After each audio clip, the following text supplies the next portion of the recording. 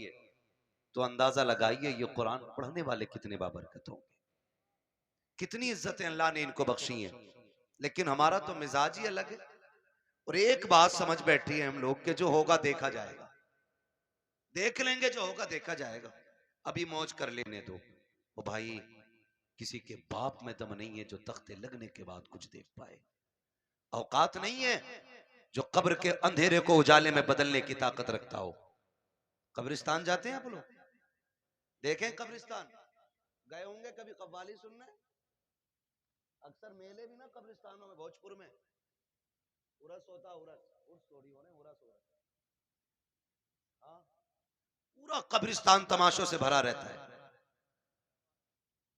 कब्रों पे लोग चढ़े रहते हैं। गैरत आती है यार, हम तो हुजूर के उम्मती हैं, क्या हमें कब्रों के भी एहतराम नहीं रहे? जिस जमीन पे जूते उतार के चलने की इजाजत है, वहां कब्रिस्तान में कब्रों के ऊपर चढ़ बैठे। और कब्रिस्तान में भी कोई तिलावत नहीं है, उलमा बैठे। कब्रिस्तान में तो जोर से कुरान पढ़ने तक की इजाजत नहीं। और वहां कव्वालियां हो रही हैं, तमाशे हो रहे हैं, जूते पहन के गधे घोड़ों की तरह दौड़े जा रहे हैं। मरना नहीं है, आना नहीं है कब्रिस्तान में एक दिन, ख्याल नहीं है कुछ भी हमें। ओ भाई, कब्र वो जगह है जहां सबको आके लेटना है। और किसी की कब्र ऐसी नहीं होगी कि किसी की कब्र में ईंट लग गई और किसी की में सोना लग गया, किसी की में लोहा लग गया। कब्र सारी कच्ची होनी है। तजर्बा ना हो तो कर लेना, कब्रिस्तान जाओगे पता चल जाएगा, हुए नाम वरबे निशां कैसे कैसे, जमी खा गई आसमां कैसे कैसे। सुभान अल्लाह सुभान अल्लाह। सभी को मरना है, लेकिन तैयारी कोई नहीं है, कोई तैयारी नहीं। और कई बार तो सीधे मदरसे वालों को लोग गालियां देते, ताने देते, तरह तरह की बातें करते। अगर मस्जिद का इमाम या मौलवी समझाने बैठ जाए ना, तो कहते हैं जी तब चलेंगे जब खुतबा होगा। मौलाना बहुत कड़वा बोलते हैं, खुतबे के टाइम मस्जिद में जाना है। हमारी कौम इतनी बेगैरत हो गई है, हमें खतीब भी वो चाहिए जो यहाँ बैठ के शेख चुल्ली की हरकतें पूरी अदा करें,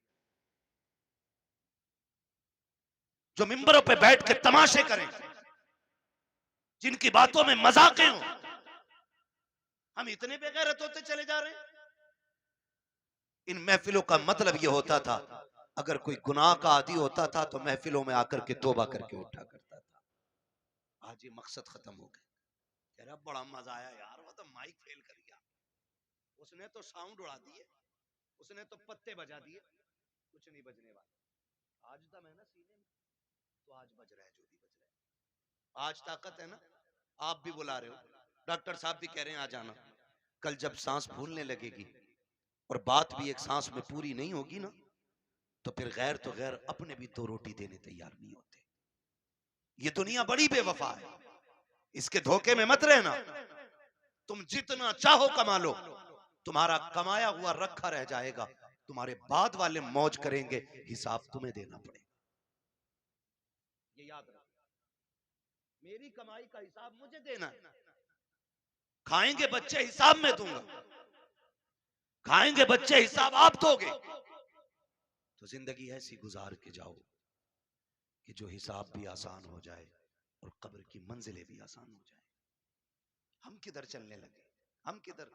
नहीं जी, मौलवी साहब को हटाओ, इन्होंने तो मेरे जुए के बारे में बात कर दी, ये इमाम नहीं रहेगा। इसने मेरे सट्टे के खिलाफ बात की है, ये इमाम नहीं रहेगा। इसने ढोल के खिलाफ तकरीर की है। मेरा बेटा तो इकलौता ही था ना, मुझे तो आतिशबाजी करनी थी। और यार, कई लोग कहते हैं कि शादी एक बार होती है। मैं कहता हूं भाई, शादी एक बार होती है तो जिंदगी भी एक ही बार मिलती है। अभी से जैसे सुभान चाहो अल्लाह। गुजार लो। इसे चाहो तो अल्लाह को राजी करके गुजार लो, और इसे चाहो तो अल्लाह को नाराज करके गुजार। माफ कीजिएगा, अगर मैं अभी खड़ा कर लू ना, तो 90% नौजवानों को नमाज याद नहीं, 100 में 90 लोगों को नमाज दुरुस्त याद नहीं है। ये कंडीशन है हमारी। और कुरान वाला आ जाए और बैठे हो हम लोग नीचे, तो कुरान वाले के लिए उठ के खड़ा नहीं हो सकता। क्योंकि ये मुखिया का बेटा है, ये प्रधान का बेटा है, ये ठेकेदार का बेटा है, ये जमींदार का बेटा है। लाओ दुनिया की सारी डिग्रियां उठा के ले आओ, वकालत भी ला के पल्ले में रखो, जजों के पूरे जजमेंट ला के रखो, दुनिया के बड़े बड़े लोगों की, प्रोफेसरों की तालीम ला के पल्ले में रखो, अमीरों की सारी दौलत ला के रखो, पैसे वालों का पैसा रखो, सोने वालों का सोना रखो, जितनी सारी दौलत दुनिया में है एक पल्ले में ला के रखो। मैं कुरान वाले के सीने की एक आयत लेके आता हूं, खुदा की कसम पूरी दुनिया की दौलत मिलकर के कुरान की एक आयत का मुकाबला नहीं कर सकती।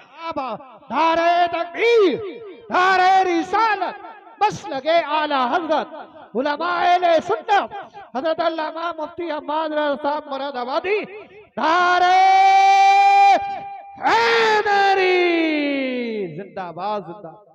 पढ़े कुरान, पढ़े नौजवानों, मरना ऐसा है, जनाजे उठते हैं हर उम्र में, ये कोई जरूरी नहीं है बाल सफेद होंगे तब बंदा मरेगा। हाँ, अब तो अक्सर बूढ़े बैठे रह जाते हैं कि घर से चार चार जवान चले जाते हैं, पता चला अभी दादा बैठा है, अभी बाप बैठा है, बेटे चले गए। गारंटी नहीं है, कोई गारंटी नहीं है। कब्र वो जगह है कि जिसको अंधेरे का घर कहा जाता है, जिसको कीड़ों का घर कहा जाता है, हाँ, जिसको बिच्छुओं का घर कहा जाता है, जिसको सांपों का घर कहा जाता है। ये तो करम है अल्लाह का, उसने मट्टी डाल के बंदों के ऐब छुपा दिए। अगर वो खोलने पे आ जाए तो बड़े अच्छे अच्छे मुंह नहीं दिखा सकते। हम किसी को क्या नीचा करेंगे? कोई कहते यार दाढ़ी रख ले, तो कह रहा चलो तुम ही जन्नत में चले जाइयो। खेल समझ रखा जिंदगी को, तमाशा है ये भी कोई। यकीन नहीं आता तुम्हें ना, जाओ हॉस्पिटलों में जाके देखो, ऑक्सीजन लगे पड़े मुंह पे, ऑक्सीजन, सांस नहीं ले पा रहे। दौलत जाके पूछना, कोई कहेगा ये करोड़पति लेटा है, कोई कहेगा ये अरबपति लेटा है। अगर दौलत ही सब कुछ होती ना तो मुंह पे ऑक्सीजन नहीं लगता। लेकिन अल्लाह दिखाता है, देख किस अकड़ में रहता था, आज मैंने तुझे सांस सांस के लिए मोहताज कर दिया है। जब जवानी थी, जब ताकत थी ना, तो बोलता था ना, अरे जाओ देख लेंगे, जाओ देखा जाएगा। क्या कब्र में देखेगा?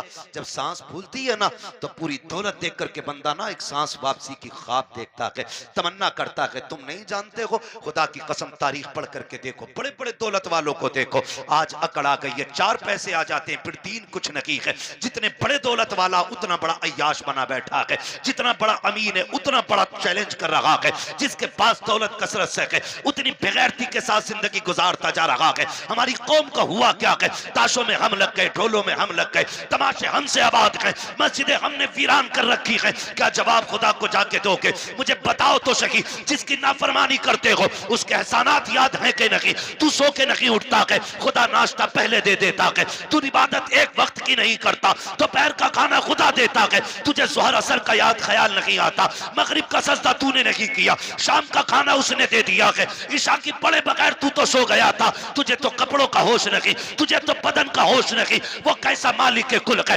तुझे बेहोशी के आलम में ऑक्सीजन की कमी नहीं करता है, फेफड़ों की रफ्तार नहीं रोकी जाती है, नफ्स बराबर चला रहा है, दिलों की धड़कनें बराबर चल रही है। ये सब कुछ कौन कर रहा है? ये सिर्फ वही कर रहा है जिसने लफ्ज़ कुन से कायनात पैदा की है, जो निज़ाम हस्ती को चला रहा है। तू जिसकी नाफरमानी कर रहा है, ये सारी पावर उसी की है, सारी ताकत उसी की है। और तुम्हें खुदा का वास्ता, अगर खुदा तौफीक दे सुबह को आँख खुल जाया करे, अजान होते ही मस्जिद में जाया करो, नमाज पढ़ के नाश्ते किया करो, खुदा की कसम रोजी भी बढ़ा दी जाएगी, तुम्हारी उम्रें भी बढ़ा दी।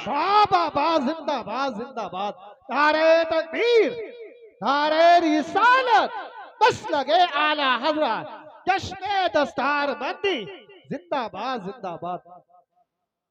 शुरू दिन का आगाज अल्लाह की इबादत से करें, फजर के बाद कुरान लेके बैठे, कुरान लेकर के बैठे, ये हम पे लाजिम है। बैठे हम कुरान लेकर के, फिर देखो अल्लाह कितनी बरकतें दे रहा। लेकिन माफ कीजिए, हमें खुदा पे उतना भरोसा नहीं रहा जितना तावीजों पे हो गया, जितना डोरियों पे हो गया। हाँ, जितना डोरियों पे हो गया। मुझे बताओ, मैं कहता हूँ ये जितने वायरस फैले ना डॉक्टर साहब, अगर अल्लाह सिर्फ सिर्फ ऑक्सीजन कम कर देना तो बाकी किसी वायरस की जरूरत नहीं। पूरी दुनिया सजदे में पड़ी होगी, पूरी दुनिया। लेकिन वो जबरन किसी को अपनी बारगाह में लाना नहीं चाहता।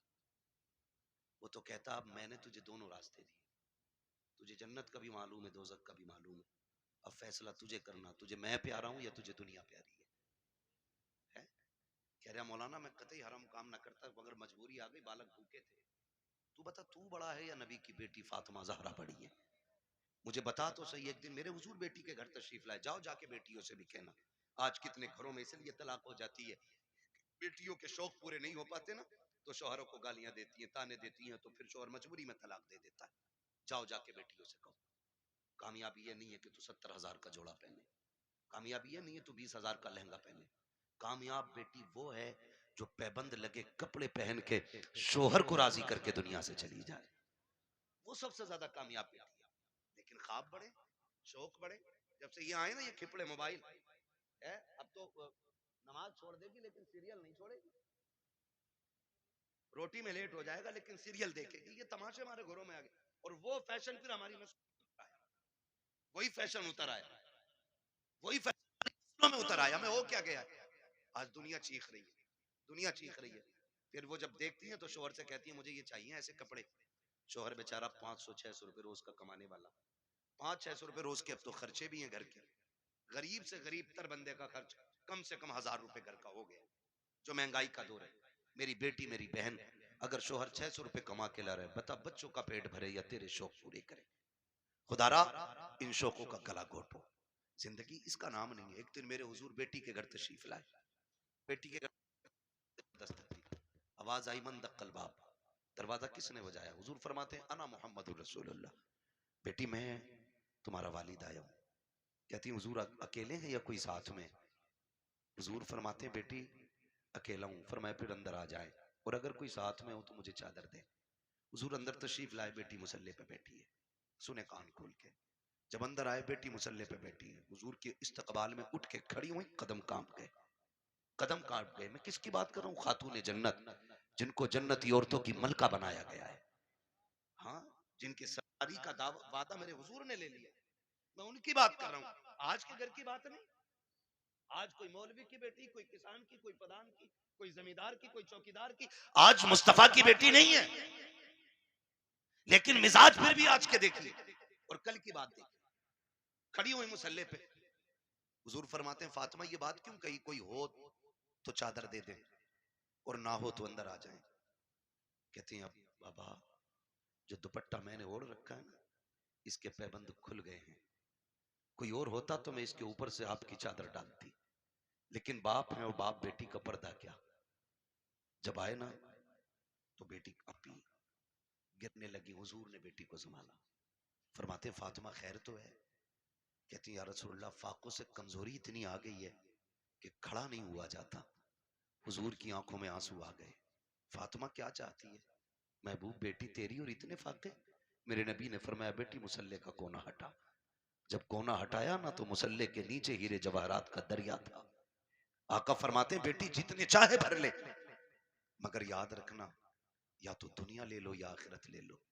खातून जन्नत ने वही कोना छोड़ दिया। कहती आका फातिमा की पूरी जिंदगी खुदा के लिए गुजरी है, मुझे इस दौलत की कोई जरूरत नहीं है। आज हुआ क्या है हमें, आज हुआ क्या है? बात बात पे बेटियां तलाक मांगने लगती हैं। चल चल तेरे घर में सुख नहीं पाया, तेरे घर में सुकून नहीं पाया। और जब लड़ाइयां होती है ना तो फिर ये भी फोन करके कहते आऊं क्या बेटी? वो कहती आओ अब्बा जरा देखियो यार। सुनो, शादी के बाद औरत के हक में सबसे ज्यादा ताकतवर उसका शोहर होता है, बाप चाहे करोड़पति क्यों ना हो। शोहर से ज्यादा ताकतवर कोई नहीं उसके लिए। आपके पास दौलत है, आप गए आपने जाकर तमंचा कान पे रख दिया, लेकिन शोहर 3 बार कहेगा तलाक तलाक तलाक, पूरा खेल खत्म, सिस्टम खत्म। अब आप कुछ नहीं कर सकते, मार सकते हो लेकिन बेटी को जिंदगी नहीं लौटा के दे सकते। जो इज्जत गई है वो नहीं लौटा के दे सकते। आपसे भी थोड़ी सी गुजारिश है, मियां बीवी के झगड़े हुआ करे तो उड़ के न जाया करो, उड़ के न जाया करो। क्या कर बेटी गलती तेरी है तो राजी तू कर, और गलती शोहर की है तो फिर हम बाद में बात कर लेंगे। गरम गुस्से पे ना जाओ। नुकसान किस चीज का हो रहा है? झगड़े पहले भी होते थे और आज भी हो रहे हैं, लेकिन फर्क इतना, पहले झगड़े होते थे वो बीवी घर जाते जाते 8 दिन लग जाते थे, गुस्सा ठंडा हो जाता। और आज तो औरतें भी इतनी चला के पहले फोन लगा लिया, फिर कह रही है आदमी से बताओ क्या कह रहे थे तुम, फोन चालू है। मेरे बाप को क्या कह रहे थे, तो वो उसे क्या मालूम फोन लगा हुआ, वो कहते तेरे बाप को भी देख लूंगा मैं। वो सुन रहा है उधर, अभी झगड़ा खत्म नहीं हुआ, गाड़ी दरवाजे पे। क्या कह रहा भाई, देख के दिखा। आए गिरबान पकड़ लिया, बस इतनी गुस्सा का पीता हो गई तलाक, मरो अब जा करके। और ये तलाक कराने वाले खुद अपनी बेटी को इज्जत के टुकड़े नहीं दे पाते।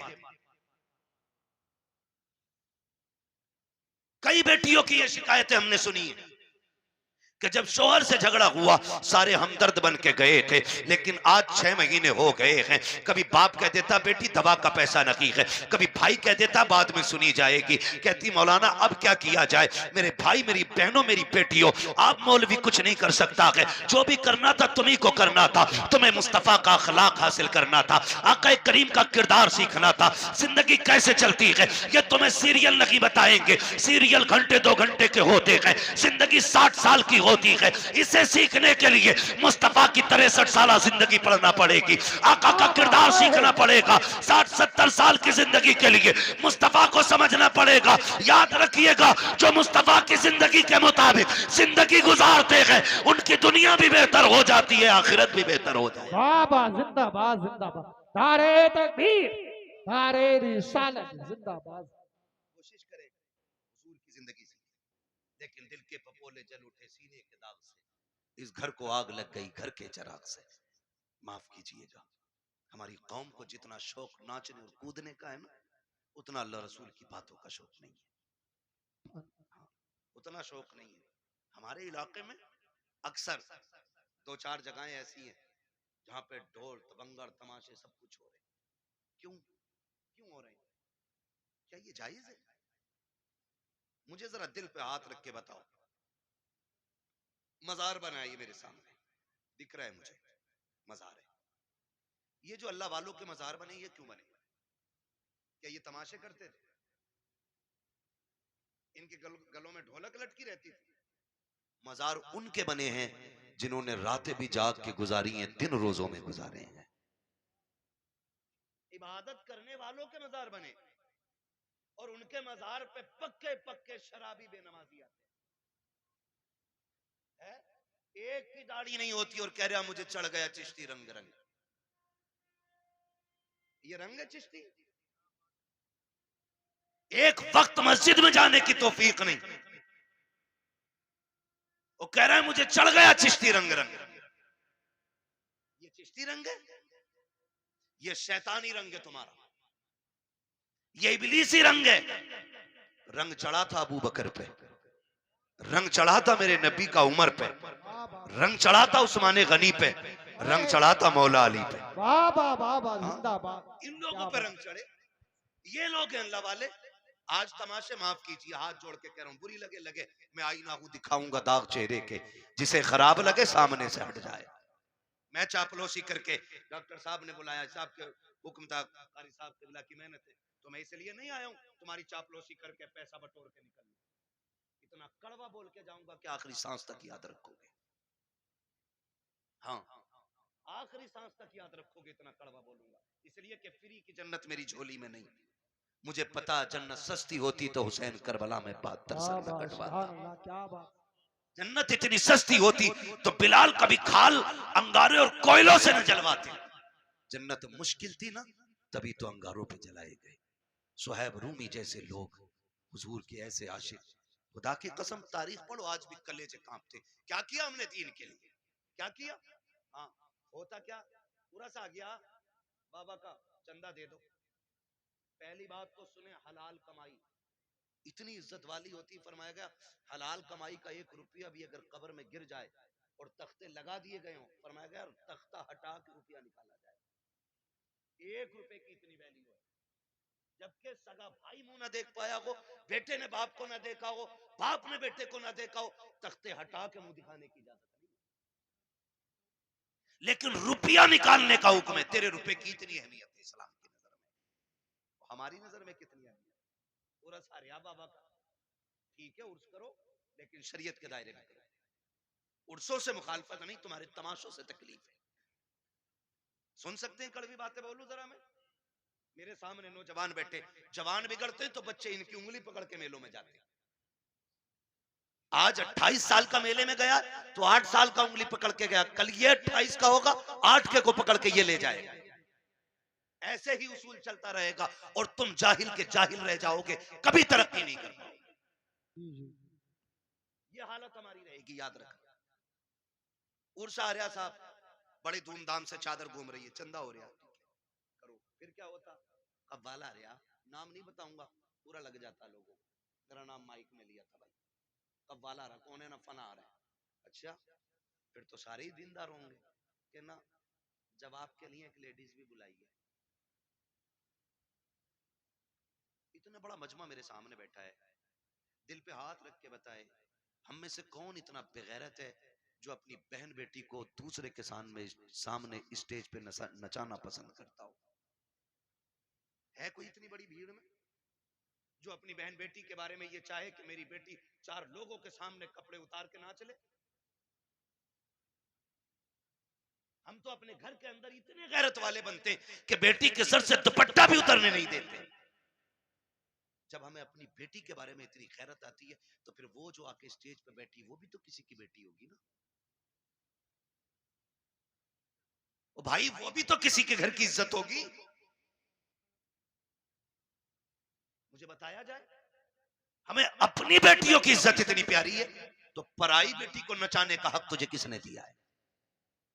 और वो भी कौम के गैरत वाले पैसे से, जिसे किसी ने बट्टे पे कमाया, किसी ने फैक्ट्री में कमाया, किसी ने पसीना बहा के कमाया, किसी ने गेहूं कटाई में कमाया, किसी ने धान कटाई में कमाया, किसी ने रात दिन मेहनत करके कमाया, उसे तुम लोगों के अय्याशियों पे खर्च कर देते हो थोड़ी सी देर की जहनी अय्याशी के लिए। का इधर से मुकाबला होगा, इधर से मुकाबला करने वाली होगी, इधर से शेर होगा, उधर से जवाब आएगा, आग लगे इस बेगैरती को। उसी में देखा जाता है चंद कौम के बेगैरत अमीर आगे टेबल लगा के बैठ जाते हैं, नोटों की यूं बारिशें किया करते हैं, चंद बेगैरत वाह में लग जाते हैं कि तो देखो फला के बेटे ने कितना लुटाया है, फला के बेटे ने कितना पैसा लुटाया है, आज पता चल गया किसकी मां ने कितना दूध पिलाया है। नहीं बेटे, आज पता नहीं चला है, ये कब्र में जाके पता चलेगा किसकी मां ने कितना दूध पिलाया था। आज जो तमाशे देख के कहते हो आज पता चल गया अमीर कौन है। तुमसे हाथ जोड़ के कहता हूं, और बेगैरती में पैसा न लुटाना। तुम्हारी बस्ती में बेवाएं भी होंगी,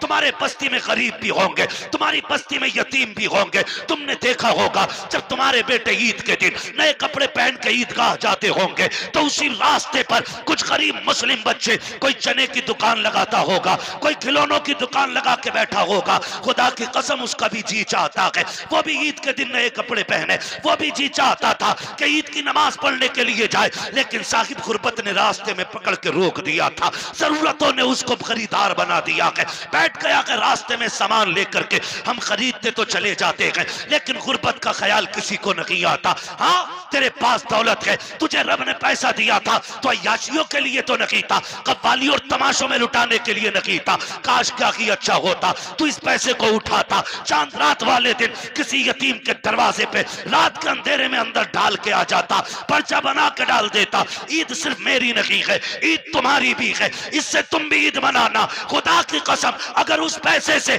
किसी गरीब की ईद हो जाती तू कब्र में बाद में जाता, मदीने वाला तेरी कब्र में पहले तशरीफ। जिंदाबाद जिंदाबाद, बहुत अच्छी हजरत, जिंदाबाद जिंदाबाद।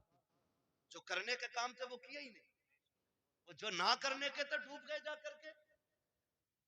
हुए ना बरबे निशां कैसे कैसे, जमीन खा गई आसमां कैसे कैसे। अल्लाह ने तुम्हें दौलत दी है ना, खर्च करने से कौन रोकता है? लगाओ, लेकिन वहां जहां लगाने की जगह, जहां खर्च करने की जगह हमारे कमाई मेहनत की है तो हम क्यों हराम काम में लगाएं जिसका नतीजा कुछ ना हो। यार, मैंने किसी किसान को ढेला के धार में आज तक गेहूं बखेरते हुए नहीं देखा। क्यों नहीं बखेरता भाई? इसलिए कि इसमें बखेरूंगा तो मिलेगा क्या? सारा ही बह जाएगा। एक पक्की जमीन में 6 बार हल चला के दाना डालता है, सिर्फ इस उम्मीद पे कि इससे गेहूं उग के आएगा, एक के बदले में 7 बालें मिलेंगी, हर बाल में 70 दाने मिलेंगे। हम किसान से ताल्लुक रखने वाले लोग तो हम तो दाना भी बेकार जगह नहीं डालते। जब दाना बेकार जगह नहीं डालते तो आप पैसा बेकार जगह कैसे डाल सकते? पैसा बेकार जगह कैसे डाल सकते? अल्लाह ने दौलत दी है ना, तो तालीम पे लगाओ, इल्म पे लगाओ, कुरान वालों पे लगाओ। आप पैसे वाले किसी गरीब की तालीम में मदद करें, हम सबसे फिड्डी कौम है तालीमी एतबार से, पूरे मुल्क में सबसे निचले तबके में हम हैं इस वक्त तालीमी एतबार से, गवार हैं हम लोग। इतने गवार डॉक्टर साहब, अक्सर निकलना होता है, हम लोग तो रातों के मुसाफिर, और अक्सर कहते हैं उजाले अपनी यादों के हमारे साथ रहने दो, न जाने किस गली में जिंदगी की शाम हो जाए, है ना। जिंदगी मौत, मौत बहुत तेजी से हमारी तरफ बढ़ रही है, बहुत तेजी से, वो बहुत दूर नहीं है, बहुत तेजी से, बस इशारे की देर है, बस यूं ही पकड़ लिए जाओ, हिलने का मौका नहीं मिलेगा। कई बार डॉक्टर साहब इस बात का जिक्र करते, मुझसे कहने लगे मुफ्ती साहब मैंने देखा, कई बार लगता है डॉक्टरों को कि यार ये क्या 2 खुराक में ठीक हो जाएगा, लेकिन वो मर जाता है। वो कई बार ऐसे मरीज हमारे पास आते हैं कि लोग कह देते हैं बचेगा नहीं, लेकिन फिर भी बच जाता है। कहते हैं तब पता चलता है जिंदगी देने वाला भी अल्लाह है और मौत देने वाला भी अल्लाह है, सारी चीज का मालिक अल्लाह है। मेरे अजीज, मैं आपसे बात अर्ज कर रहा हूँ, जब कभी रातों में गुजरना होता है ना, तो जिस कौम के अंदर, जिस बस्ती के अंदर 9 बजे सारे सो जाते हैं, तो हम समझ जाते हैं यहाँ मुसलमान नहीं है, और जहां 12 बजे तक चौक में लोग बैठ के मोबाइल चलाते हैं, हम समझ जाते हैं यहाँ मुसलमान रहते हैं। क्योंकि वक्त की सबसे बड़ी बर्बादी अगर कोई कौम कर रही है तो वो मुसलमान कर रहा है। हमें अपने वक्त की कीमत मालूम नहीं, हमें अपने वक्त की कदर मालूम नहीं। नौजवानों, वक्त की कदर करो, वक्त को गनीमत जानो, कल ये चला जाएगा ना, एड़ियां रगड़ के मर जाएंगे, एक सांस कोई उधार नहीं देगा। सिकंदर नाम सुना होगा, एक बादशाह गुजरा, नाम सुना ना सिकंदर का, बड़े बादशाहों में नाम आता सिकंदर का। सिकंदर अपनी मुहिम पर था और रास्ते में, सफर में उसे सांप ने काट लिया। जब सांप ने उसे काटा ना, तो उसकी फौज में तबीब थे, बड़े बड़े हकीम थे, सारे इलाज में लग गए। कुछ दिन उसको दवाइयां दी, आखिरकार उनको कहना पड़ गया बादशाह अब इलाज बस से बाहर है, मौत करीब आ गई है। उसने कहा क्या मैं गरीबुल वतन मर जाऊंगा, क्या मुझे अपने मुल्क की मिट्टी नसीब नहीं होगी? कहा नहीं, जहर इतना फैल गया है कि अब बचने के चांसेस नहीं। उसने कहा मेरे पास दौलत तो बहुत है, एक काम करो मेरी आधी दौलत ले लो और किसी से इतनी सांसें मुझे उधार दिलवा दो कि मैं अपने वतन में जाके मर सकूं। इतनी सांसें उधार दिलवा दो कि मैं अपने मुल्क में जाके मर सकूं। हंसे हकीम, कहने लगे डॉक्टर ऐसा कभी नहीं हो सकता। कहा क्यों? कि इसलिए नहीं हो सकता क्योंकि इसलिए नहीं हो सकता कि सांसें उधार नहीं मिलती है। उसने कहा अगर आधी दौलत से काम नहीं चल रहा है ना,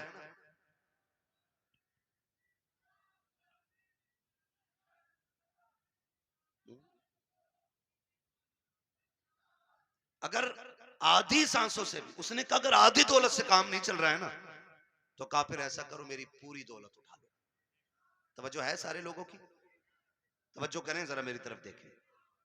उसने कहा अगर आधी दौलत से सांसें नहीं मिल रही ना, तो उसने कहा मेरी सारी दौलत ले लो, मेरी सारी दौलत ले लो, लेकिन इतनी सांसें मुझे दिलवा दो कि मैं अपने वतन में जाके मर सकूं। भाई शांति से आके बैठ जाओ। उसने कहा इतनी सांसें मुझे दिलवा दो कि मैं अपने वतन में जाके मर सकूं। तो उसने कहा बादशाह पूरी दौलत लेकर भी तुझे एक सांस कोई उधार नहीं दे सकता। उसने कहा फिर सुनो, अगर मेरी दौलत किसी काम की नहीं है ना, तो फिर एक काम करना, मैं मर जाऊं ना तो मेरे हाथ कफन के बाहर निकाल देना। क्या करना है? कफन के, बोले कफन के, मैं मर जाऊं तो मेरे हाथ कफन के बाहर निकाल जान दे। क्यों सिकंदर? उसने कहा ताकि जमाने को पता चल जाए दौलत पे भरोसा न करना, ये सिकंदर के काम ना आ सकी तो तुम्हारे क्या काम आ सकती है। और ये भी निकाल के बता देना कि मैं वो बेवकूफ बंदा हूं जिसने सब कुछ दौलत को समझा था, लेकिन जब आया था तब भी हाथ खाली थे और जा रहा हूं तब भी हाथ खाली। मेरे अजीज, मौत जब आएगी ना, एक लम्हे का मौका नहीं देगी, एक मिनट का मौका नहीं देगी, आपको सीधा नहीं होने देगी। तुमने देखा होगा शद्दाद ने जन्नत बनवाई, सुना है कि नहीं? शद्दाद ने जन्नत बनवाई, ख्वाब कितने बड़े थे कि पूरी जिंदगी ऐश की जिंदगी जन्नत में गुजारूंगा, लेकिन जब मरा ना तो जमीन और आसमान के बीच में लटका हुआ था।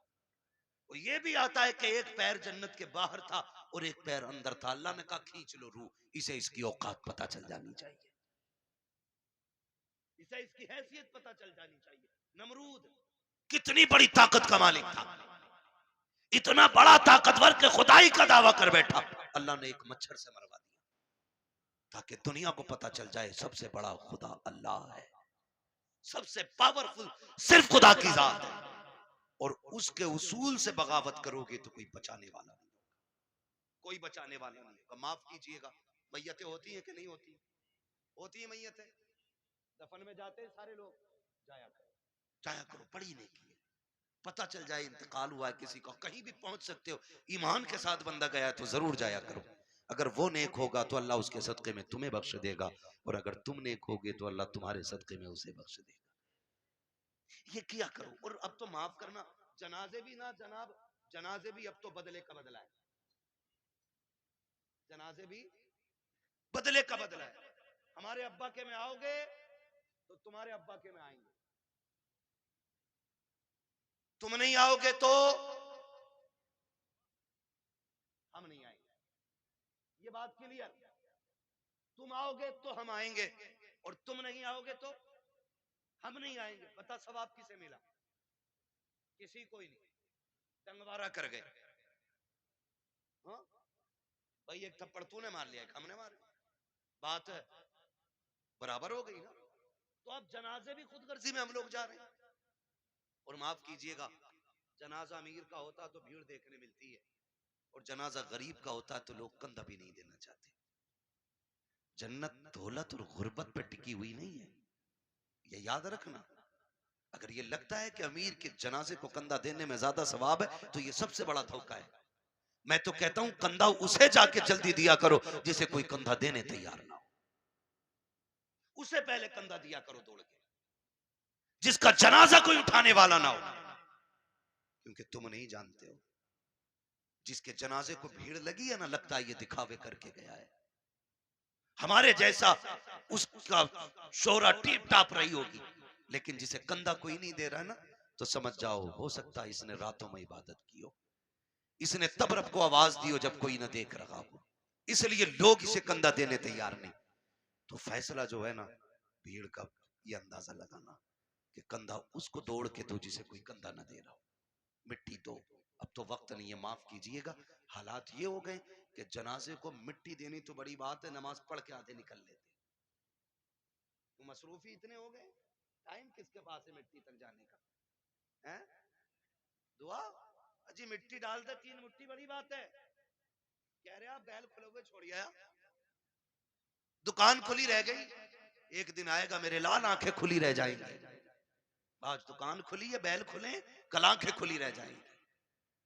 हाँ, वासिफ अली वासिफ ने जब किसी को खाना दिया ना भूखे को, तो पूछा था किसी ने क्या कर रहे हो, तो उसने कहा था यार कुछ नहीं, अपने जनाजे की भीड़ इकट्ठी कर रहा हूं। इतने अच्छे काम कर जाओ, लोग तुम्हारे जनाजों में शरीक होने लगे। अल्लाह से लंबी दुआएं मांगा करो रो रो के, मालिक जिंदगी अच्छी कर दे ताकि मौत भी अच्छी हो जाए, ये मांगा करो अल्लाह से। आज तो डरी कोई नहीं, डरी कोई नहीं, तो जब मौतें होती है नहीं होती, बोलो यार, बोल सकते हो तो बोलो, है ना, होती है कि नहीं मौतें? लोग मरते हैं, जिन्हें यकीन ना हो अल्लाह उन्हें दिखा दे जल्दी कि लोग कैसे मरते हैं। डर गए लोग मरते हुए देखें कि नहीं? बोलो यार, जोर से बोल दोगे तो कोई मुंह का रसगुल्ला नहीं गिर जाएगा। मरते हुए देखे ना लोग, मौत के भी अलग अलग तरीके। रूह जब निकलती है ना, इधर से निकलना शुरू होती है और ऐसे निकलती हुई आती है, घुटनों में आती है ना तो रूह फिर अटकती है, फिर नेकियां काम होती आती हैं ना तो फिर रूह निकलती है, फिर कमर में जाकर रूह अटक जाती है, फिर नेकियां सहारा देती हैं तो फिर रूह पर चलती है, फिर सीने का जो मंजर होता है ना वो बड़ा मुश्किल होता है। जब सीने में रूह अटकती है ना करके, तब इंसान को याद आता है कितने पाप किए थे और कितनी नेकियां की थी। तब एक एक करके नेकी याद आती है, एक एक करके गुनाह याद आता है, फिर सोचता है काश कुछ ऐसा कर लेता कि जो कब्र के उजाले का भी इंतजाम हो जाता। लेकिन फिर सोचने से कोई नतीजा नहीं, फिर कोई फायदा नहीं, फिर हजार सर मारो दीवारों में कुछ नहीं होता। हमने ऐसे भी देखे कि गले तक जब मौत आ जाती है ना, सिर्फ जबान करवटें बदलती है। जबान जो ये चल जाती है ना तड़ से, किसी पे भी चल जाती है ना एकदम से, जो एकदम से मिनट नहीं लगते, सेकंड नहीं लगते, ताड़ से ऐसा जुमला निकलता मुंह से कि सामने वाले के कलेजे के पार हो जाया करता है। तीर के दिए हुए जख्म भर जाते हैं यार, जबान के दिए हुए जख्म नहीं भरा करते हैं। जब बेटा अपने बाप से कहता है ना, तेरी औकात क्या, तूने क्या किया था, तूने तो हमें से बड़ा कर दिया, ये जो संपत्ति है ना ये मेरी मेहनत की है। तो याद रखना ये जुमले बाप के कलेजे चीर देते हैं, ये जुमले माँ के कलेजे के टुकड़े टुकड़े कर देते हैं। ये जबान जो आसानी से चल गई थी ना बहनों से कि भीख लेने आ जाया करती है, तेरा है क्या इस जायदाद में, कभी ये ताने ना दिया करो, इसे संभाल के रखा करो। अगर ये गलत चल जाती है इंसान को दोज़ख में पहुंचा देती है, अगर ये सलामती से चलती है तो बंदे को जन्नत तक पहुंचा दिया कर। वाह वाह, नारे तकबीर, नारे रिसालत, जिंदाबाद थोड़ा कम है, जिंदाबाद। बस मैं चंद बातें कर ले रहा हूँ। खुदा जबान सही करे, जबान सही करे, इसे संभाल के बोला करे, जबान संभाल के बोला करे, तड़ से किसी को गाली ना दे, ऐसा जुमला ना बोले कि किसी के कलेजे के पार हो जाए। वरना याद रख, ये कब्र पे खड़े होकर जो बेटा कहता है ना बाद में, मेरे अब्बा को किसी को मेरे अब्बा से तकलीफ पहुंची हो तो माफी मैं मांग रहा हूँ, आज इसकी माफी से कुछ नहीं होना है, कुछ नहीं होना। मेरे अब्बा पे किसी का कुछ हो तो ले लेना। ये वो बेटा कह रहा है जो बाप की कब्जा की हुई आधा बीघा जमीन पे एक्स्ट्रा खुद भी हल चला रहा, खाली कब्र पे होकर खड़े होकर सफाई दे रहा, सफाई। अगर इसके मन में देने की होती ना, पहले वो वाली बांट के आता जो अब्बा ने हराम की छीनी। अब्बा ने सगे भाई की 5 बीसे फालतू जोत रखी है, और बेटे को पता है ये कब्जा किया हमने, पहले वो निकाल के दे जो अब्बा ने हराम की ली थी। बेटे से कहो वाली देखे ना, ये तो अब्बा ही हिसाब देंगे। तो कब्र पे खड़े होके अच्छा ना बन। अब सांस बंद हो गई, रजिस्टर बंद, अब तो कब्र जाने और कब्र वाला जाने। अब आया है ना अंदर, जमीन कहेगी आज तेल निकालूंगी। तूने मेरी खातिर अपने सगे भाई को कचहरियों में घसीटा, मेरी खातिर तूने फला रिश्तेदार को जलील किया, आ तुझे तेरी औकात दिखाऊं। जब रगड़ेगी ना तो सुरमा बना देगी, सुरमा, कोई बचाने वाला नहीं होगा। तुम तो इस खुशी में बेखुशी में ये भूले बैठे हो कि तीजा हो गया है बंदा जन्नत में पहुंच गया होगा, 40वां हो गया जन्नत में पहुंच गया। हुकूकुल इबाद का मामला इतना सख्त है मेरे अजीज, तुम एक नहीं सैकड़ों नहीं हजारों तीजे 40वें करा लो, अगर किसी भाई का हक लेके जा रहे हो अल्लाह उस वक्त तक जन्नत नहीं देगा जब तक एक एक भाई का तुमसे हिसाब बराबर नहीं करा ले। याद रखना, धोखे में मत मरना, इसलिए किसी का खा के नहीं मरना, खुदा तौफीक दे तो दे के मरना, दे के मरना। कोई किसी का नहीं होता है। बेटे 40वें के बाद कब्र तक भूल जाते हैं अब्बा दफन कहाँ हुए थे। ईद के दिन जाके कह रहा चाचा तुम्हें तो पता होगा अब्बा किस कोने में रखे गए थे। ये पूछ रही है औलाद आज की, ये पूछ रही है। आज के दौर में अगर कब्रों को निशान भूल गए हम, तो क्या लगता है आने वाली नस्लों को हमारी कब्रें याद रहेंगे? उन्हें तो कब्रिस्तान तक याद नहीं रहेंगे हैं किधर। इसलिए खुदारा आखिरत की तैयारी खुद से करें, अपने आप से करें, अपने पीछे कुरान पढ़ने वाले छोड़ दें, अपने पीछे कुरान पढ़ने वाले छोड़ दें। हम तो कह देते हैं कोई बात नहीं, मेरा इंतकाल हो मेरे बच्चे कहेंगे मदरसे से बच्चे भेज दिए, ठीक है, बरकत वाली जमात है, नेक जमात। लेकिन ये बात बताओ, पढ़ने में खुलूस इनके उतना ही होगा जितना बेटे के पढ़ने में खुलूस होगा? हो सकता है? कभी नहीं होगा ना, क्योंकि बाप का दर्द बेटे को ज्यादा है, बेटे का दर्द बाप को ज्यादा है। हमें तो बुलाओगे रस्मन पढ़ के चले जाएंगे, लेकिन असल दर्द बेटे को होता है। मैं तो कहता हूं एक बेटा कम से कम हाफिज जरूर बनाना, एक बेटा जरूर बनाना। अगर बना ना सके हो ना, तो कोई पढ़ रहा हो तो पढ़ने में उसकी मदद करना। कोई कुरान हाफिज हो रहा है ना, तो उसके हिफ्ज में मदद करें। आपका बेटे बड़े हो गए, आप नहीं पढ़ पाए, आपके बेटे नहीं पढ़ पाए, तो जो पढ़ रहे हैं आप उनकी मदद करें। जानते हो क्यों? क्योंकि जहां भी ये पढ़ने वाला कुरान पढ़ेगा, अल्लाह एक एक हर्फ के बदले में 10-10 नेकियां तेरी कब्र में भी नाजिल फरमाता रहेगा। इतना बड़ा इंतजाम, इतना बड़ा इंतजाम। मैं अर्ज करूंगा खुदारा पढ़ने वालों से भी और पढ़ाने वालों से आपसे गुजारिश है, जब आपके बच्चे हाफिज हो जाए ना, तो फिर उनसे कह देना हमने तुझे कुरान के लिए छोड़ रखा है, कुरान के लिए तुझे छोड़ सकता है और कुरान तेरे लिए है। पूरी जिंदगी तुझे कुरान पढ़ना है। हमारा काम ना कर, खेती हम कर लेंगे, जमीनें हम जोत लेंगे, मेहनत हम कर लेंगे, लेकिन तुझे कुरान याद रखना है। अब्बा क्यों? अब्बा क्यों? कहा मैंने तुझे दुनिया के लिए कुरान नहीं दिया, मैंने तुझे कब्र के लिए कुरान दिया है। मैंने तुझे कब्र के लिए कुरान दिया है। कब्र अंधेरों का घर है, बड़ी बेवफा दुनिया है। आप अपना बेटे को करोड़ों रुपए दे दे, मरने के बाद 50,000 नहीं देगा मस्जिद में। वो ये सोचता है ये पैसा जो अब्बा का बचाना ये माले गनीमत है। भाई भाई का गला काट देते हैं एक दूसरे का, सिर्फ 10,000 के लिए, 5,000 के लिए बंटवारे में गोली चल जाती है। क्यों? भाई बाप की दौलत थी, जिस पे झगड़ा था उसका कुछ हिस्सा उठा के खुदा के घर में दे दो। भाई वो इतना करके गया ना तुम्हारे लिए, उसके लिए भी कुछ राहत का सामान बने। लेकिन कह रहा क्यों दे, उन्हें उनके अब्बा से मिली थी, हमें हमारे अब्बा से मिली है। क्योंकि अब्बा खुद नहीं देता था मस्जिद में कभी, अब्बा ने खुद नहीं लगाया कभी दीन के लिए पैसा, तो औलाद कहां से लगाई? आदत डालें, अपने बच्चों के हाथ से दीन की राह में खर्च कराया करो, ताकि बच्चे देने के आदी बन जाएं, देने के आदी बन जाए। मरते टाइम बंदे को 3 फिक्रें सताती। कितनी कितनी सारे बोल दो भाई, कितनी फिक्रें? 3 फिक्रें सताती हैं। नंबर 1, मैंने जो दौलत कमाई है इसका क्या होगा। नंबर 2, मैं औलाद छोड़ के जा रहा हूं, मेरी औलाद कैसे जिंदगी गुजारेगी मेरे बगैर। नंबर 3, मैंने कितनी नेकियां की और कितने गुनाह किए। सिर्फ 3 चीजें मरते वक्त याद आती। 3 चीजें। कामयाब वो नहीं है जिसने अपने पीछे बंगले छोड़ दिए, कामयाब वो नहीं जिसने इमारतें छोड़ी, कामयाब वो है जो अपने पीछे कुरान पढ़ने वाला छोड़ गया है। वो सबसे बड़ा कामयाब है जिसने अपने पीछे कुरान पढ़ने वाले छोड़े। वरना बिल्डिंग है, ये बंगले कब्र में कोई काम नहीं आने वाले। मैं तो मुबारकबाद पेश करता हूं उस बाप को जिसने एक बेटे को हाफिज कुरान, मुबारकबाद पेश करता हूं। ये 500 रुपए रोज कमा सकते थे, कोई कमी नहीं है, जवानी में कमा सकते थे। लेकिन उस बाप को सलाम जिसने कहा बेटे तेरे हिस्से की मजदूरी हम करेंगे, हमारे हिस्से का कुरान तुझे याद करके आना है। वो माए मुबारकबाद के मुस्तहिक हैं जिन्होंने उन बच्चों को दूध पिलाया है कि जो बदले में माँ को दूध के बदले में जन्नत का टिकट देने वाले हैं। वो बहनें मुबारकबाद के मुस्तहिक हैं जिन्होंने ऐसे भाइयों की खिदमत की है कि जो बहनों को बदले में जन्नत के जाने का रास्ता आसान करेंगे। ये मुबारकबाद के मुस्तहिक हैं माँ बाप। आज होता क्या है, आज जवान हो जाए बेटा और माँ बाप को दौलत का लालच पड़ जाता है। उन बापों को सलाम करता हूँ जो पूरी जिंदगी बच्चों को कुरान के नाम वक्फ कर देते हैं, और क्या मिला इनके बदले में? पूरी जिंदगी बाप मजदूरी करता रहा, कुछ भी तो नहीं मिला। बेटा कुरान पढ़ता रहा, कोई सिला नहीं मिल सका।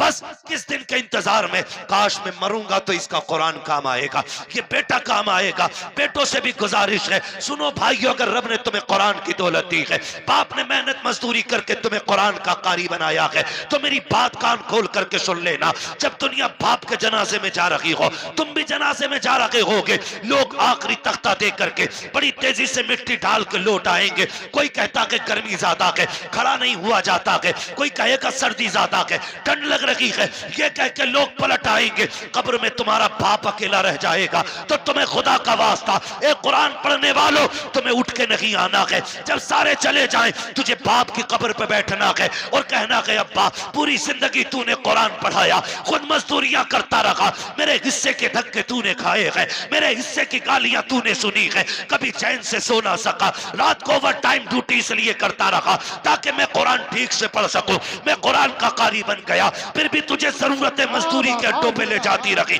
तुझे फिर कुरान पढ़ने की मोहलत ना मिली, मुझे मदरसों ने फुर्सत ना दी, तुझे जरूरत बाजार ले गई, तू मजदूरियां करता रहा। जो कुरान तूने पढ़ाया था, एक बार बैठ के पूरा कुरान न सुन सका। अपने बाप की कब्र पे बैठना और कहना अब्बा आज तू भी फुर्सत से है, मैं भी फुर्सत से हूं। जब दुनिया बिरयानी के लिए लड़ रही हो, तुम अपने बाप की कब्र पे बैठ जाना, अलहम्द के अलिफ से लेके वन्नास की सीन तक पूरा कुरान पढ़ के उठना। अब्बा से कहना अब्बा आज मैंने तेरी मेहनत का हक अदा किया है, कसम खा के कहता हूं, इधर कुरान की तिलावत मुकम्मल होगी, उधर कब्र में खुदा की रहमतों का नुज़ूल होना शुरू होगा। नारे तकबीर, नारे रिसालत, बस लगे आला हजरत उलमाए सुन्नत, ख्वाजा का हिंदुस्तान, मिलक्का सुन्नी मुसलमान, हजरत अल्लामा मुफ्ती अम्मा साई किबला जिंदाबाद जिंदाबाद। करेंगे इंशाअल्लाह। पढ़ाएंगे बच्चों को कुरान, वादा करें इंशाअल्लाह। कितना है मैं कुरान, लोग समझते नहीं, लोग समझते नहीं है। मैं अभी 10 मिनट और हैं, कहें तो मैं थोड़ी कड़वी बात और कह दूं। पहले वादा करो इंशाअल्लाह कुरान से प्यार करेंगे, बच्चों को पढ़ाएंगे इंशाअल्लाह। अगर हम पढ़ने और पढ़ाने के लायक नहीं तो पढ़ने वालों की इज्जत करेंगे इंशाअल्लाह, करेंगे इंशाअल्लाह। कुरान कितना अहम है, बस चंद बातें और सुन लो, 11:15 हो गए। हाँ, तवज्जो करें। उम्र, हर जिंदगी की, हर शख्स की जिंदगी के 3 मरहले, अगर अल्लाह लंबी उम्र दे तो। सुबह, दोपहर, शाम। सुबह बचपन, दोपहर, बोले बड़े अच्छे लोग हैं माशाल्लाह, अगर हमारे इलाके के लोग अच्छे नहीं होंगे तो फिर किसके इलाके के लोग अच्छे होंगे? समझ गए? सुबह, सुबह, सुबह, दोपहर, शाम। क्या बात है, ये 3 होते हैं। इतना याद हो गया ना? सुबह बचपन होता है, दोपहर जवानी होती है, और शाम बुढ़ापा होता है। सुबह के बाद उम्मीद होती है दोपहर आएगा, दोपहर के बाद उम्मीद होती है शाम आएगी, लेकिन शाम के बाद उजाले का फिर कोई पहर नहीं होता, फिर आगे रात ही रात, फिर जो सूरज निकलेगा एक नई जिंदगी का आगाज होगा, नया दिन यानी कि नई नस्ल, फिर वो एक नई नस्ल का आगाज होगा। आप जानते हो बचपन इतना खूबसूरत होता है कि कब गुजर गया पता ही नहीं चलता, और लोग आखिरी सांस तक कहते हैं काश बचपन फिर से लौट आता। बचपन इसलिए भी खूबसूरत होता है क्योंकि जिम्मेदार बाप होता है। यही क्लियर है ना? गलत तो नहीं बोला ना मैंने? बचपन इसलिए खूबसूरत होता है क्योंकि सर पे हाथ रखने वाला बाप होता है, इसलिए खूबसूरत होता है कि बचपन हम बाप की मर्जी से जीते। जवानी खूबसूरत होती भी है और ना भी होती है। जवानी उन बच्चों की खूबसूरत होती है जिनकी जवानी भी माँ बाप की मर्जी से गुजरती है। ठीक है जी, जवानी उन बच्चों की अच्छी होती है जिनकी जवानी माँ बाप की मर्जी से गुजरती है। और बुढ़ापा, दुनिया कहती है बुढ़ापा बुढ़ापा। वजह जानते हो? वजह सिर्फ इतनी है कि बचपन में बहुत दोस्त होते हैं, बचपन में बहुत दोस्त होते हैं। मेरे हुजूर फरमाया करते थे मुझे बच्चों के 5 खेल बड़े पसंद है, 5 काम बच्चों के पसंद है। इंशाअल्लाह कभी वक्त होगा ना और जिंदगी फिर लेके आएगी ना तो इन 5 कामों पे बच्चे की गुफ्तगू फिर होगी, क्योंकि बात बड़ी लंबी है वो भी। बस जो मैं कहना चाह रहा हूँ ना चाचा, फिर वो रह जाएगा अधूरा मसला, है ना? बस मेरी बात पूरी हो जाए अल्लाह करे इस बीच में।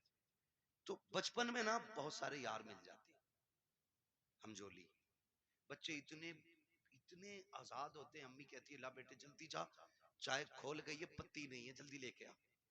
गया सुबह चाय पत्ती लेने, दोपहर के टाइम लौट रहे।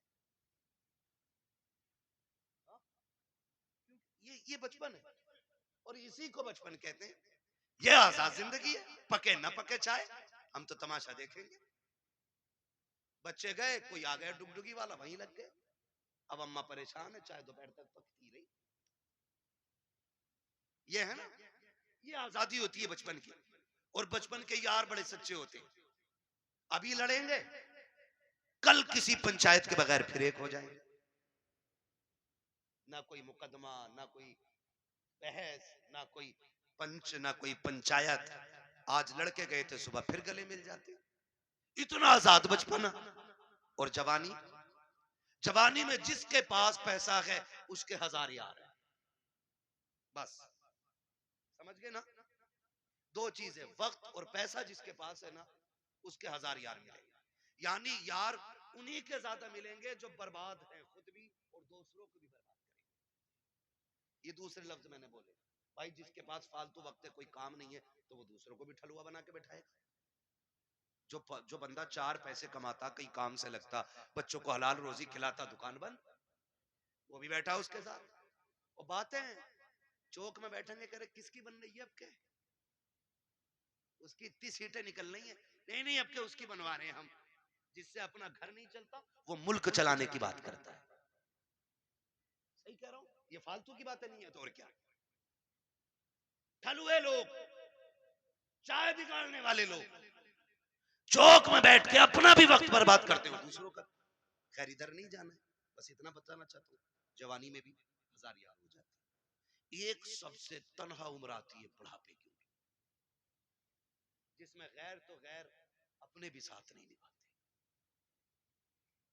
अपने भी साथ नहीं निभाते। सगा बाप बैठा है, सगा बाप, बेटा सुबह उठा, ड्रेस पहनी, मोबाइल हाथ में लिया, कुनमुना किया और निकल लिया। बाप मुंह देखता रह गया, रात सांस उखड़ रही थी, सुबह बेटे से दवा मंगानी थी, इसने तो मुंह तक नहीं छुआ, ये तक नहीं पूछा रात कैसी गुजरी, चला गया। फिर बाप सोचता शाम को आएगा बेटा, फिर बातें करूंगा। फिर शाम को बेटा आया तो मूड खराब था, माथे पे लकीरें थी, गुस्से में गुस्सा, जल्दी करो, जूता लाओ, पानी लाओ, ये लाओ, वो लाओ। बाप फिर डर गया, लगता है बाहर किसी ने टेंशन दे दी है। बाप फिर ठहर गया, उसने फिर मन की बात न कही। इसी हाल में महीने बीत जाते हैं, दो बातें बाप बेटे से नहीं कह पाता। तुमसे हाथ जोड़ के गुजारिश करता हूं, तुम बच्चों को वक्त दो, हक है उनका, बीवी को वक्त दो, हक है उनका, रोज 10-5 मिनट माँ बाप को दे लिया करो। तुमसे वो कुछ नहीं मांगते बदले में, सिर्फ रोज शाम में बैठ के ये पूछ लो, अब्बा बता आज खाना खाया था? वो कहे खाया था। पूछ क्या खाया, अच्छा लगा कि नहीं लगा। ये पूरी जिंदगी हमसे कहते रहे, बेटे बता तुझे क्या पसंद है? बाप की मर्जी मछली की थी, हमने कहा नहीं आज हमें तो बिरयानी खानी है। बाप ने अपना फैसला कैंसिल किया कि बेटे की पसंद की बिरयानी बनाई जाए। बाप चाहता था बिरयानी बने, हमने कहा कोरमा खाना है। बाप ने अपनी पसंद कुर्बान की, कहा बेटे के लिए कोरमा बनाओ। आज जब बाप बूढ़ा होकर के बैठ गया है, बेटा क्यों नहीं पूछता है अब्बा बता तेरी पसंद क्या है? आज वो बनेगा जो तू चाहेगा, आज वो बनेगा जो तू कहेगा, आज वो बनेगा जो तेरी पसंद होगी। कसम खा के कहता हूं, खाने ऐसे बनवाया करो, तुम्हारा मालिक इतनी दौलत नहीं देगा जितना तुम्हारा खुदा इन जुमलों से तुम्हें बरकतें अता। वाह बाबा, सुभान अल्लाह, जिंदाबाद जिंदाबाद। मेरी बच्चों की मर्जी से रोज खाना बनता है, हफ्ते में एक दिन बाप की मर्जी से बना। एक दिन बूढ़ी माँ को कहो अम्मा घर की मलिका तू ही है ना, आज खाना तेरी मर्जी से बनेगा, बता क्या चाहिए, बता क्या चाहिए। बस इतना पूछना माँ बाप से, और क्या तुम्हारे गुर्दे फेफड़े मांग रहे वो? बताओ तुम्हारा दिल मांग रहे वो? ये इतने गनी लोग होते हैं यार, अपना दिल दे के औलाद का दिल बचाने की कोशिश करते हैं। मैं नहीं जानता वो बात सही थी कि गलत थी, लेकिन इतना मैंने मोतबर लोगों को भी वो बयान करते सुना कि किसी लड़की ने अपने महबूब से कहा मुझे तेरी माँ का दिल चाहिए, और उसने जाके माँ का दिल निकाल लिया, लेके गया महबूबा के पास, कल ले तूने दिल मांगा था ले आया हूं। उसने ठुकरा दिया ये कह करके जब तू माँ का ना हो सका तो मेरा क्या होगा, मेरा क्या होगा। अल्लाह अकबर। जब इतना सुना गिरा, खड़े से गिर गया, खड़े से गिरा, माँ के दिल से आवाज आई मेरे लाल चोट तो नहीं लग गई? ये तो जान दे के भी तुम्हें बचाना चाहते हैं। तुमसे किसने कह दिया तुम्हारा दिल मांग रहे हैं? तुमसे किसने कह दिया ये फेफड़े गुर्दे मांगेंगे? सिर्फ 3 मिनट जिंदगी के दे दो इन्हें, 10 मिनट दे दो इन्हें, इनके पास बैठ जाया करो, इनसे बात कर लिया करो, बात कर लिया करो। नहीं जानते हम लोग, हम नहीं जानते। मैं डॉक्टर साहब बैठे हुए हैं, डॉक्टर इसराइल साहब, पूरी जिम्मेदारी के साथ कह रहा हूँ, कसम खुदा की, कभी कभी बड़ी बड़ी ताकतवर बोतलें वो काम नहीं करती हैं जो बेटे के 2 मीठे बोल बाप को ताकत दे जाया करते। बैठा करो इनके पास, इन्हें वक्त दिया करो। आज ये बूढ़े हो गए, आज ये चाहते हैं कोई हमसे 2 बातें कर ले। मैंने कितने माँ को दीवारों से करते देखा है, दीवारों से। कई माएं झूले लेके बच्चों के बैठ गई है बुढ़ापे में, उसी को हिला रही है। बेटा किधर है? का दुबई में। बेटा किधर है? मुंबई में। बहू कहां? बच्चों को लेकर गई है। फिर इसका क्या कर रही है? कहीं से देखती हूँ बचपन याद आता है, बेटे से बात करने को जी चाहता, झूला हिला के इससे बात करती हूँ। ये दिन देखने थे माँ बाप को, जिन्होंने जिंदगी हमारे नाम कर दी। आज उनके लिए हमारे पास 5 मिनट का वक्त नहीं है। क्या करोगे ऐसी दौलत का यार? अगर माँ बाप को खो के दौलत मिल भी गई तो कौड़ियों की नहीं है दौलत। इसलिए दौलत तो कभी भी हासिल की जा सकती है, माँ बाप दोबारा नहीं मिल सकते। आज हैं तो कदर कर लो, कल नहीं होंगे तो रोगे, फिर मांगोगे, चीखोगे, कब्रिस्तान जाओगे, मिट्टी के सिवा तुम्हें कुछ नजर नहीं आएगा। वहां वही मिट्टी जिसे तुम डाल के आए थे, वहां कुछ नहीं मिलेगा तुम्हें। आज है, इज्जत करो इनकी ना, वक्त दिया करो। झूलों से माए बातें करती है बेटों की, ये दिन दे दी औलाद ने।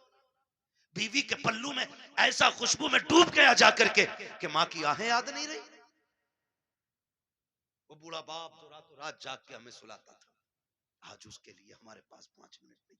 वो पानी मांगता है, पानी देने तैयार नहीं। कई अमीर कहते जी मैंने तो नौकर लगा दिया। नौकर उतनी खिदमत कर लेगा जितनी तू कर लेगा। ओ भाई, नौकर के मुंह धुलाने में और बेटे के मुंह धुलाने में जमीन और आसमान का फर्क होता है। तुमने कहावत नहीं सुनी, अपना मारे छांव में डाले, पराया मारे धूप में डाले। अपने तो जख्म भी फूंक फूंक के साफ करते, और परायों पे क्या फर्क पड़ता है, वो तेजाब छिड़के या नमक। कभी ये ना करना, माँ बाप की खिदमत के लिए कभी नौकर ना रखना। अगर कुछ चाहता है ना तो उनकी खिदमत में खुद नौकर बन के रुक जाना, खुद नौकर बन के लग जाओ। इसलिए कि इनकी नौकरी तुम्हें दुनिया में भी आला मकाम देगी और आखिरत में भी आला मकाम देगी। इसलिए कि ये माँ बाप की नौकरी, माँ बाप की नौकरी है। ऑफिस के आगे हाथ बांध के इसलिए खड़े रहते हो, मालिक के आगे इसलिए ऊंची आवाज में नहीं बोलते हो कि बोनस कट जाएगा। मालिक की पहली घंटी पे इसलिए दौड़ आते हो कि ड्यूटी छूट जाएगी। माँ बाप की पहली आवाज पे क्यों नहीं आते हो? इनकी आवाज पे पहले दौड़ के आ जाया करो, वरना जन्नत हाथ से चली जाएगी, जन्नत चली जाएगी। अगर वो 2 टुकड़े देता है ना तो ये जन्नत के मालिक बने बैठे। जन्नत लेनी है तो इनके इशारों पे कूदना पड़ेगा, इनके इशारों पे बोलना पड़ेगा। आज बूढ़े माँ बाप के लिए वक्त नहीं, इन्हें वक्त दिया करो। बड़ी कीमती दौलत है ये अल्लाह की। ये बिस्तर पे भी पड़े ना तो बड़े काम के। कह रहा दुआ कर दो मिट्टी प्यारी अल्लाह को हो जाए अब्बा की। कहा क्यों? अब तो कहा बिस्तर पे ही पेशाब पखाना कर रहे हैं। मैंने कहा ये तेरी खुशनसीबी है कि बाप की खिदमत का मौका मिला है। तू नहीं जानता है इनकी गंदगियां तू उठाएगा, तुझको बुलंदियों के ताज अता फरमाता चला जाएगा। नहीं समझते लोग इन चीजों को, नहीं समझते। बड़े खुशनसीब है जो माँ बाप की खिदमत करते, उनकी खिदमत करके ना बड़े बन जाते। इन्हें वक्त दिया करो। मैं आपसे कहना चाहता हूँ, सबसे मुश्किल दौर बुढ़ापे का आता है। कौन सा दौर आता है? समझ रहे हैं ना मेरे बच्चे? सारे नौजवान भाई भी समझ रहे हैं ना? सबसे मुश्किल वक्त बुढ़ापे का आता है। आज ये बच्चे बैठे हैं छोटे छोटे, ईद से पहले देखना, बाप लेके जाए या माँ मार्केट लेके जाए, ले जाके ना ये नहीं कहते ये वाला पैक कर दो, माँ बैठा लेती है बेटे को ऊपर, खुद बैठती है नीचे, और जूते 10 तरह के निकलवाती है, और अपने हाथ से निकालती है, पहनाती है, निकालती है, पहनाती है। बार बार कहती नहीं नहीं मेरे बेटे के पैर में अच्छा नहीं लग रहा, मेरे बेटे के पैर में अच्छा नहीं लग रहा। मैं बेटों से पूछना चाहता हूँ, जब हम इतने बड़े थे वो अपने हाथ से हमें जूते पहनाते थे। आज एक बार हम उन्हें दुकान में लेके गए, अब्बा बैठो तुम्हारे पैर में जूते डाल के मैं देखूंगा। अम्मा बैठ आज मैं देखूं तेरे पैर में कौन सा जूता अच्छा लगेगा। कभी लेके गए माँ बाप को? और लेके जाया करो। ईद का टाइम आए ना माँ बाप को लेके जाओ, कहना आज तक तुमने हमारी पसंद का पहनाया गया, अब हम तुम्हें तुम्हारी पसंद का पहनाने के लिए लेके जाया करो। हम इन्हें वक्त नहीं दे पाते, हमारे पास वक्त ही नहीं है। सबसे मुश्किल वक्त बुढ़ापे का। अब सुने जिन पे बुढ़ापा आना है, या गया, जब दुनिया छोड़ जाएगी ना और कोई मुंह नहीं लगाएगा, कोई बात करने वाला भी नहीं होगा, कोई ये पूछने वाला नहीं होगा तेरे मुंह में दांत कितने, फिर पलटोगे मस्जिद की तरफ, फिर लौटोगे मस्जिद की तरफ। अल्लाह कहेगा सुन तुझे कोई मुंह नहीं लगा रहा ना, आ मेरे घर आ जा। तुझसे कोई बात नहीं करता ना, मैं करूंगा तुझसे बात। हाँ, अपना दर्द मुझे सुना जब तुम मस्जिद में आते हो। सुनो कुरान बड़ा जरूरी है, कहता है अगर तुझे अपना हाल सुनाना है नमाज की नियत बांध ले, तू कहता जा मैं सुनता जाऊंगा, और अगर तुझे मेरी बातें सुननी है फिर कुरान लेकर बैठ जा, कुरान पढ़ता जा, कुरान की आयतों में तुझे मेरी बातों का मजा आता है। वाह वाह वाह, सुभान अल्लाह जिंदाबाद। कोई मुंह नहीं लगाता है फिर रब का कुरान तुम्हें सीने से लगाएगा। जब कोई साथ नहीं देता ना फिर कुरान लेकर, इसलिए खुदारा इतने जाहिल न रह जाना कि बुढ़ापे में भी कुरान साथी न बन सके। कम से कम इतना कुरान जरूर सीख लेना कि बुढ़ापे में जाके दुनिया साथ छोड़ दे तो रब का कुरान हमारे साथ हो। पढ़ेंगे इंशाअल्लाह, वादा करते हैं इंशाअल्लाह, पढ़ाई करेंगे इंशाअल्लाह, कुरान सीखें। अगर हमने कुरान नहीं सीखा तो कुछ भी नहीं सीखा है। बड़ी बात है बेटे को हाफिज कुरान बनाना, अपने बच्चों को हाफिज कुरान बनाओ। तुमने भी देखा होगा, हमने भी देखा, मौतें होती हैं, मौतें होती हैं, लोग बड़े बड़े पैसे वाले तड़प तड़प के मर रहे हैं। क्यों? क्योंकि कोई आसानी से रूह पाने वाला नहीं। निकले कैसे? निकले कैसे? सारे लोग होते हैं हॉस्पिटल की कंडीशन, आखिरी दिन ले जाके अब हॉस्पिटल में वेंटिलेटर पे, अब जल लगी पड़ी है, जो चादर बिछी है वो भी नापाक है, उन्होंने हमारे कपड़े उतार के अपने ग्रीन कपड़े बना दिए वो भी नापाक है, जितने नर्स और डॉक्टर आ रहे हैं उन्हें भी पाकी नापाकी की तमीज नहीं है। मुश्किल से रूहें निकल रही, मुश्किल से, बिस्तर नापाक, जगह नापाक, लोग नापाक, रहमत रिश्ते आने तैयार नहीं, इधर तड़प तड़प के बंदा मर रहा है, ऑक्सीजन लगी है, यार जो है फलों पे फल लाने पे लग रहे, कोई जूस ला रहे, फल ला रहे, सेब केले ला रहे, मैं वो जो ऑक्सीजन पड़ा शीशे से आंक रहा है वो हाथ नहीं उठ आज उसके, आज अल्लाह की पकड़ गया है वो। अब तक रहता था हम तो हमसे चंदा ना मांग, ये तमाशे कर रखे हैं, ये मदरसों के नाम पे ठगी का जाल फैला रखा है, मौलवी होते ही हराम खाने हैं, आज बदला लिया जा रहा है, तड़प रहा है, रूह निकलने का नाम नहीं ले रही है, कोई कोई जूस ले आ रहा है, इसकी आंखों से आंसू रखे हैं, आखिरी क्यों रहा है, सारी फैसिलिटी मौजूद है, सांस सीनों के जरिए रखी है, रिश्तेदार है, वो कहता मैं रो रहा हूँ इसलिए रो रहा हूँ, ये जो जूस आ रखे हैं आज इसकी जरूरत नहीं है, जो फल लेके आ रखे हैं तो बंद कर दिया है, है वो ऑक्सीजन पे सामने वेंटिलेटर पे बंदा कहता है अगर कर सकते हो तो यासीन पढ़ा हुआ पानी ला, सूर्य रहमान की तिलावत पानी ला दो, करे क्या काम में जीना नहीं चाहता, अब की तिलावत के सदके में इसे मरना चाहता। बाबा जिनके अपने बेटे कुरान के कारी होते, बेबसी कभी मुफलिसी नहीं मरते, मरते जान से, तिलावत होती है उधर रूह जन्नत की तरफ ले जाती है।